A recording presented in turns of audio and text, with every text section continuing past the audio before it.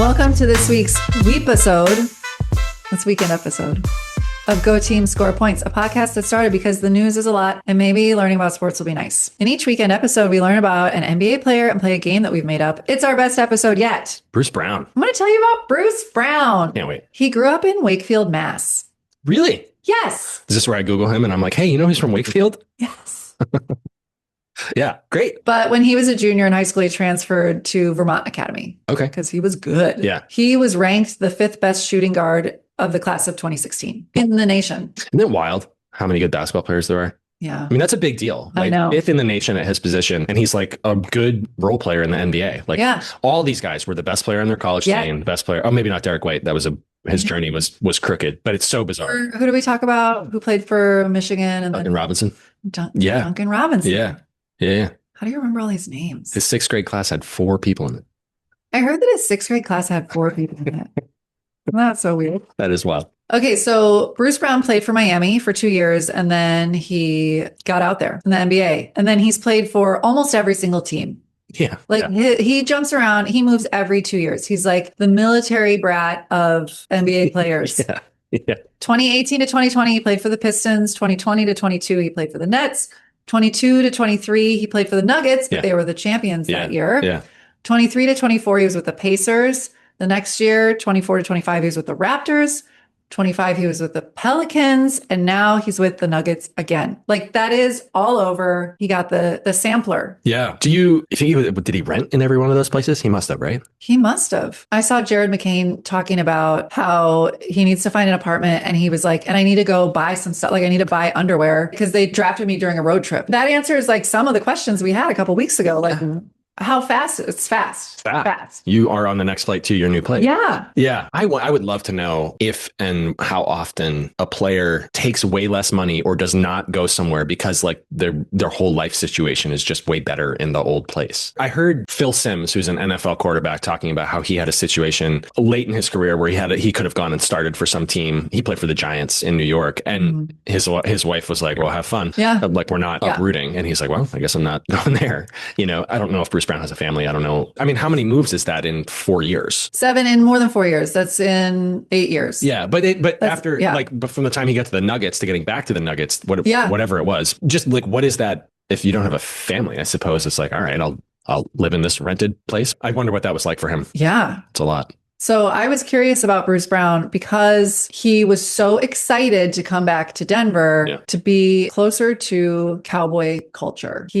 Do you not know this about? He's really into cowboy culture. I know, it's so interesting. Yeah. So like, he loves the music, he loves the look, he loves the hats, he loves the boots. He's like very into it. So when he signed with the Nuggets in 22, he saw an opportunity. He liked it, but he really went for it. He ordered 8 straight brimmed cowboy hats from Travis Austin Customs in Nashville and started rocking them to games with skinny jeans. Fans ate it up. He's since learned that he's more into a roll brimmed Stetson hat. So these days he works with a stylist who also styles country stars like Lainey Wilson and Jason Aldean. Okay. I don't know them. Yeah. He and Miles Turner, who's also like into cowboy aesthetics, got a brand deal with Stetson. Oh, and they were teammates. Yeah. In Indiana. Yeah. So like, he started dressing, like wearing his cowboy style, and he kind of got some of his teammates into it too. Yeah. Which is kind of fun. He says, I'm into all things country. If you think it's country, I've probably tried it. Mudding, country music festivals, you name it. I've even cleaned a pigeon coop. Okay. Being from the country, I'm dubious that he's done all of it. But anyway. Right. And that he grew up in Boston, basically. Right. But he does spend at least one summer on a ranch. It's set in Denver, but I would say outside Denver. Yeah. There's no ranches in Denver. Mm-hmm. He has a lot of boots and belts. He has a lot of hats. He gifted all of his teammates. This is when he was, I think, on the Raptors. He gifted all his teammates Tecovas boots and even got Scotty Barnes to commit to a country getup when they both were sidelined by an injury in November. Wow. Is that weird to you that style is such a big thing in the NBA?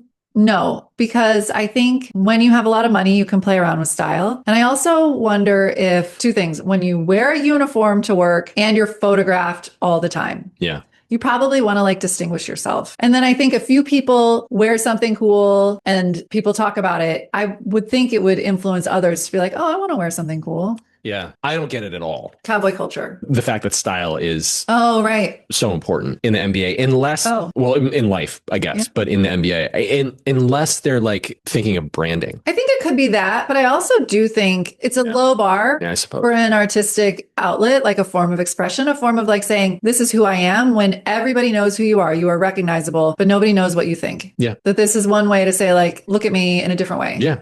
I like that explanation. Yeah, that makes sense to me. It's just not how I see the world, but I don't have to. That's cool. So, and then I mean, I don't know what he says about it. I can tell you. Well, no, I don't know what he's in. Wait, this quote is like perfect. Okay, go. People should be open-minded. Because I know a lot of people in Boston who I grew up with are like, bro, what the f are you doing? But it makes me happy. So branch out and try new things. You never know where it could take you. Obviously, it took me down to Nashville. Yeah. See? Good. Oh, sorry, Bruce Brown. I'll try. I will try to be more open-minded. Come on the pod. We'll talk about it. Yeah. I think that I bet he's made more money from Stetson than he's spent on fashion. I mean, he got boots for his whole team, right, which is a lot. But yeah. Well, Stetson was probably involved in that? No, I think they were different. Oh, a different kind. Stetson has hats. Oh. That is something I know because I'm from Denver. Okay. I did know that Okay. part. Anyway, it is cool. I sold it wrong. I love that people are into that.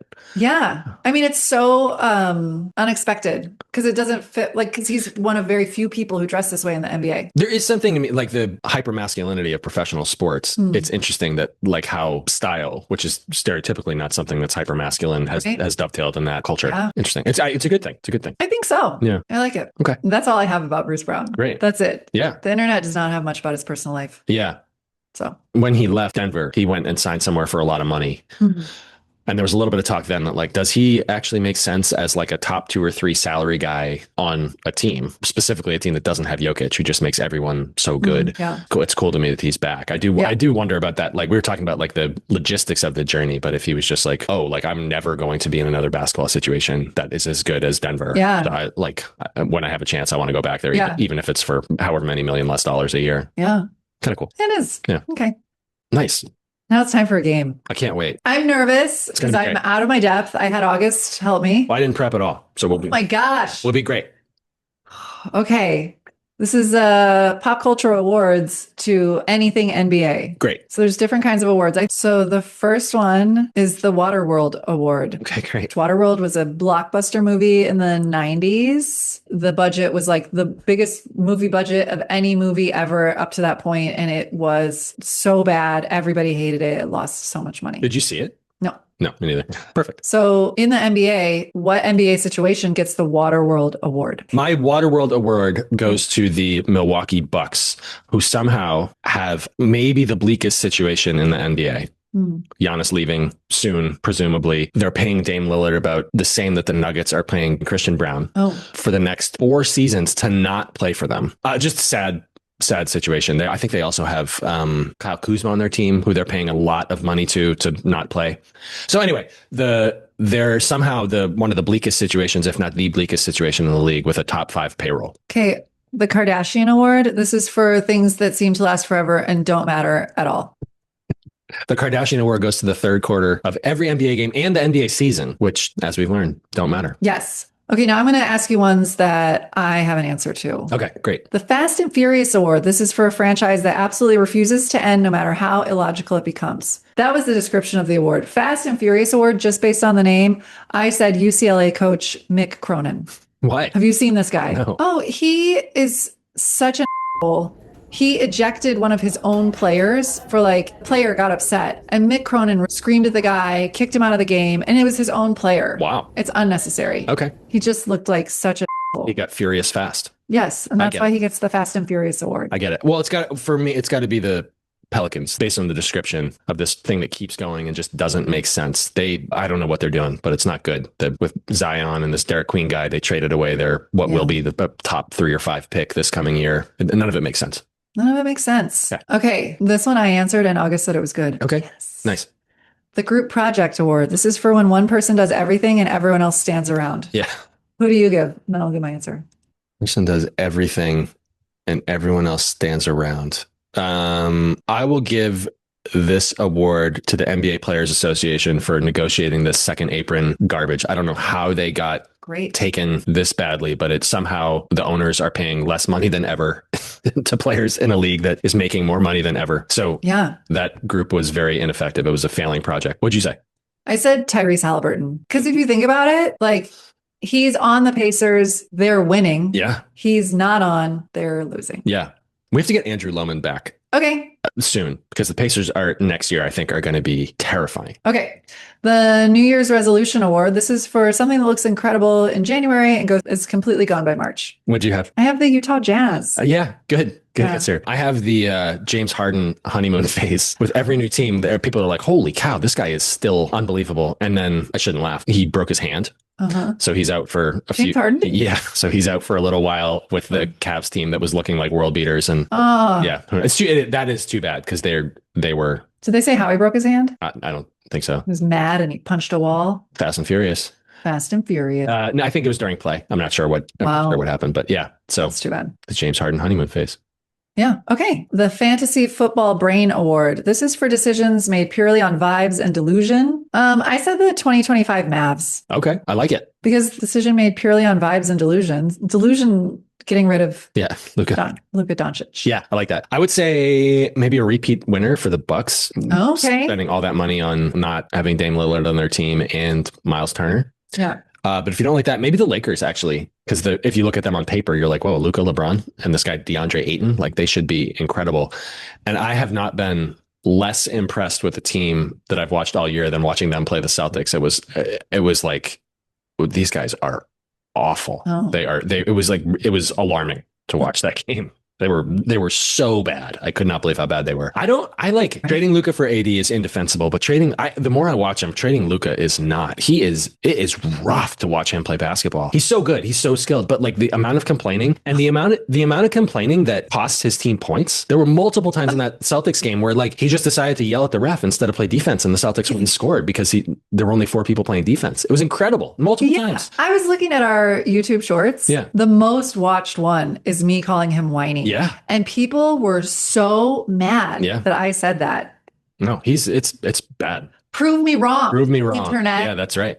Don't do it. That's right. Don't do it. Come at me.